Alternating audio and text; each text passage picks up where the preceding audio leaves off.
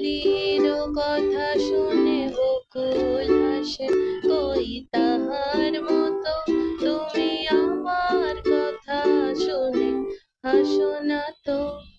ধরার ধুলিতে